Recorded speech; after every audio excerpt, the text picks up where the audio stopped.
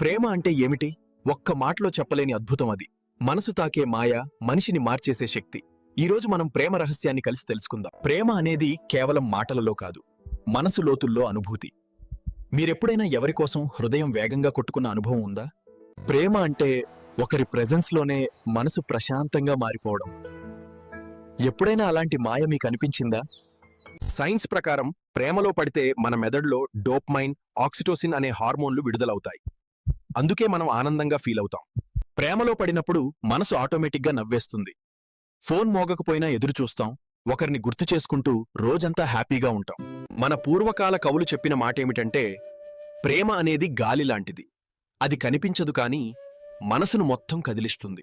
ఈ రోజుల్లో ప్రేమ అంటే ఇన్స్టాగ్రామ్ రీల్స్లో ట్యాగ్ చేయడం, లేట్ నైట్ చాట్స్, లేదా ఒక మెసేజ్ కోసం ఆతృతగా ఎదురుచూడడం.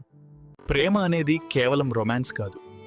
మనసు కుంగిపోయినప్పుడు మళ్లీ నిలబడే బలమిస్తుంది. అది మనిషిని మార్చేస్తుంది.